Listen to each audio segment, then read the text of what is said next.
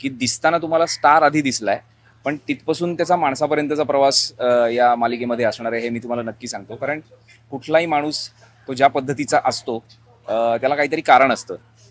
म्हणजे असं असण्याला म्हणजे मला आई ही एकच माझ्या आयुष्यातली अशी आहे की जी माझ्या खूप क्लोज विसिनिटीमध्ये आणि तिला मी मानतो किंवा तिच्याशी मी मोकळेपणाने बोलू शकतो. बाकी एकही माणूस नाही माझ्या आयुष्यात. नमस्कार, मी निकिता मराठी मनोरंजन विश्व चॅनलमध्ये तुमचं स्वागत करते आणि मी आता आहे मोहिनी या मालिकेच्या सेटवर आणि माझ्यासोबत आहे समीर. कसा आहेस? हाय, मस्त. तू कशी आहेस? मस्त, कमाल दिसतोयस नेहमीप्रमाणेच. तुझी स्टाईल, तुला स्वतःला किती आवडते ही स्टाईल तुझी? खूप आवडते. कारण बऱ्याच वेळेला असं झालं की मागच्या ज्या काही भूमिका होत्या त्या त्यांची रिक्वायरमेंट ही नव्हती, पण आता या भूमिकेची रिक्वायरमेंटच ही आहे की तसं ते दिसणं अपेक्षित आहे. त्यामुळे मजा येते. वा. आणि मालिकेत सध्या एक इंटरेस्टिंग ट्रॅक सुद्धा येणार आहे, त्याच्यामध्ये तू सुद्धा इन्व्हॉल्व आहेस, सो त्याच्याबद्दल काय सांगशील? इंटरेस्टिंग ट्रॅक नक्कीच आहे. म्हणजे तुम्ही सुरुवात बघितली असेल तर आरकेचं कॅरेक्टर तुम्हाला माहिती आहे, सुपरस्टार आहे. मोहिनी एक उत्तम मेकअप आर्टिस्ट आहे आणि कोइन्सिडेंटली त्या सेटवरती त्यांची भेट होते आणि त्यानंतर सतत आमचं काही ना काहीतरी वाचतंय छोट्या छोट्या गोष्टींवरनं.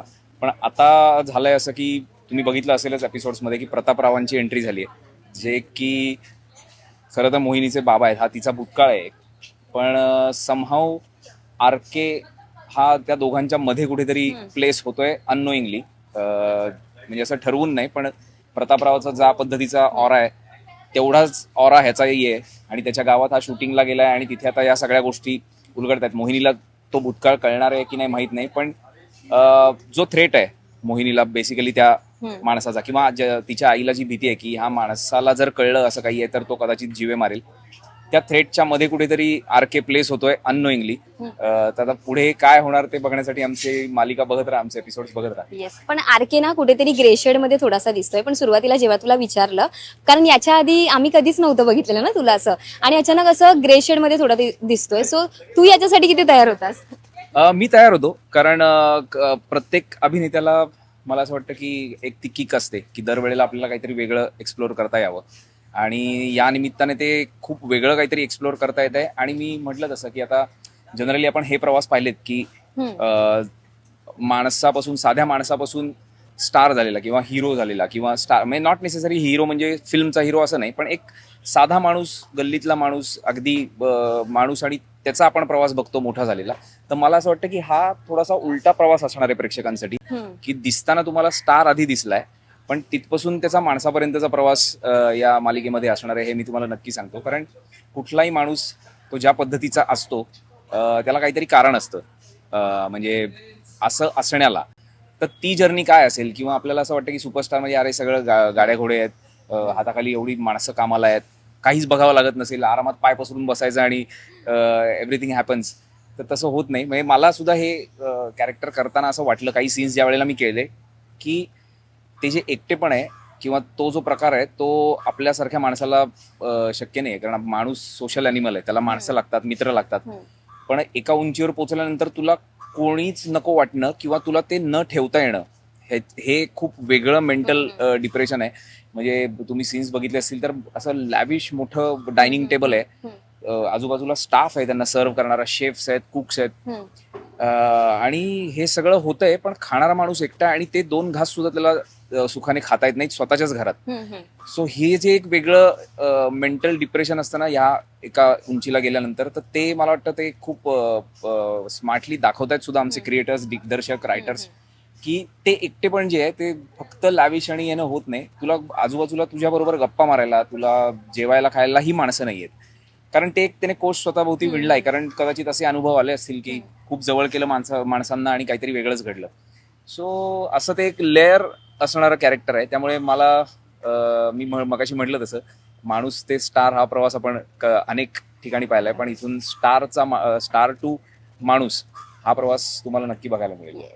जेव्हा मालिकेमध्ये हिरोची एंट्री होते ना, तेव्हा प्रेक्षक खूप एक्साइटेड असतात की वाव, हा हिरो खूप छान आहे. तुझी एंट्री झाली काहीशी तशी होती, पण सडनली ना तू काहीतरी वेगळा दिसलास. सो प्रेक्षक कुठेतरी म्हणतात की बापरे, हा असा का हिरो आहे, का हा असा असा त्रास का देतोय समोरच्याला. सो प्रेक्षक जेव्हा अशा पद्धतीच्या प्रतिक्रिया देतात, तू स्वतः एक लीड ऍक्टर म्हणून स्वतः किती या गोष्टीसाठी तयार करतो, कुठेतरी हे ट्रोलिंग सारखंच म्हणता येईल.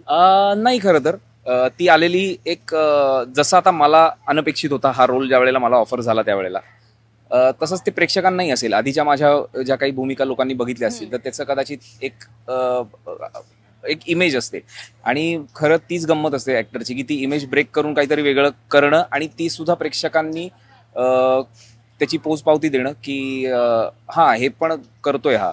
सो मला असं वाटतं की हे part and parcel of our profession, की जिथे तुम्ही बघायला जसं लोकांना आवडत नाही तसे दिसला तर थोड्या वेळेला असं होऊ शकतं की अरे यार हा असा काय आहे. पण अगेन मी म्हटलं तसं की ते जर कन्व्हिन्सिंगली तुम्ही केलं, जे काही पात्र आलंय ते तुम्ही कन्व्हिन्सिंगली केलं की मग कळायला लागेल. आणि आत्ताशी प्रवास सुरू झालाय, आम्ही महिनाभर झालं शूट सुरू केलंय, 15-16 एपिसोडच झालेत. सो आता जे पुढे होईल ना त्यातनं तुम्हाला कळत जाईल. म्हणजे छोट्या छोट्या गोष्टी यांनी पेरल्या खूप छान आहेत. म्हणजे मला आई ही एकच माझ्या आयुष्यातली अशी आहे की जी माझ्या खूप क्लोज विसिनिटीमध्ये आणि तिला मी मानतो किंवा तिच्याशी मी मोकळेपणाने बोलू शकतो. बाकी एकही माणूस नाही माझ्या आयुष्यात. तर आई जेव्हा सापडत नाहीये किंवा ती चारधामला गेली आणि तिचा काही कनेक्ट होत नाही, त्यावेळेला माझं जे रूप होतं ते कुठल्याही नॉर्मल माणसासारखंच आहे की आपण अस्वस्थ होतो एखादा जवळचा माणूस गेल्यानंतर. सो अगेन तो स्टार असला काही असला तरी भावना माणसाच्याच आहेत, जो ते बदलणार नाहीयेत. तर ते होताना त्याचा एक ड्रायव्हर असतो, त्याला तो म्हणतो की एअरपोर्टवर घे आणि तो थोडासा शांत होतो, ते त्याला कळतं. तर आरके त्याला विचारतो काय झालंय, तर तो म्हणतो नाही सर आईची तब्येत जरा बरी नव्हती तर तुम्हाला मी पटकन घरी सोडून जाणार होतो पण आता एअरपोर्टला जायचं म्हणजे वेळ लागेल. तर मी बाहेर येतो, वाटताना लोकांना वाटेल की आता हा त्याला उतरून मारतो की काय किंवा काही बोलतो की काय, पण तो उतरतो, त्याला बाहेर काढतो, काय स्वतः ड्रायव्हिंग सीटवर बसतो आणि तो जो माझा मॅनेजर आहे त्याला सांगतो की त्याच्या आईचं काय ते बघ, आई महत्वाची आहे, आणि स्वतः ड्राईव्ह करून निघून जातो. वागण्याची पद्धत विचित्र आहे, रिॲक्ट होण्याची पद्धत विचित्र आहे, पण तो माणूस पण त्याच्यात आहे. आणि मोहिनीच्या येण्यानंतर किंवा आता हे खूप पुढे असेल पण त्यानंतर कदाचित त्याला स्वतःतला माणूसही सापडायला लागेल. सो असं ते आहे. त्यामुळे मला प्रेक्षकांच्या प्रतिक्रिया ऑलवेज वेलकम. चांगला वाईट काही असल्या तरी त्यांचा तो हक्क आहे आणि त्या करायला हव्यात. मला वाटतं त्यांनी तसं करायला हवं. येस, आजवर खूप छान छान भूमिका केल्यास, पण आज मागे वळून पाहताना ती गोष्ट किती छान वाटते. डेफिनेटली चांगलं वाटतं की आपण जे काम करतो ते ॲप्रिशिएट व्हावं, रेकग्नाइज व्हावं आणि ते आवडावं बेसिकली. ह्याचं चांगलं वाटतं कारण आपण देताना 100%, 200% स्वतःला स्ट्रेच करून त्याच्यात जीव ओतून केलेलं असतं आणि त्याची पावती मिळाल्यानंतर खूप छान वाटतं. मागे वळून बघताना चांगलं वाटतंच, पण अगेन पुढचं एक हे पण असतं आपल्याला की आता इथून पुढे मग ती जबाबदारी असते मागच्यापेक्षा पुढच्या वेळेला काम चांगलं करणं, अजून जास्त लोकांचं मनोरंजन करणं आणि लोकांना ते आवडेल आणि अशा पद्धतीने आणि कन्व्हिन्सिंगली करणं. त्यामुळे चांगलं तर वाटतं, पण जबाबदारी आहे आणि पुढचा विचारही असतो की आता ह्याच्यानंतर काय, किंवा हे आत्ता जे करंट आहे तेही जास्त चांगलं निभावणं. येस, खूप छान वाटलं तुझ्याशी बोलून. तू एकदा जाता जात आपल्या प्रेक्षकांना काय सांग? येस, मी सगळ्या प्रेक्षकांना एवढंच सांगेन की आमची मालिका मोहिनी जी रोज संध्याकाळी 7:30 वाजता कलर्स मराठीवर आहे, ती नक्की बघा, आमचे एपिसोड्स बघा आणि तुमच्या प्रतिक्रिया आम्हाला जरूर कळवा. Yes, thank you Sameer. Thank you. तुझ्याशी बोलून खूप छान वाटलंय. Same thank you. here.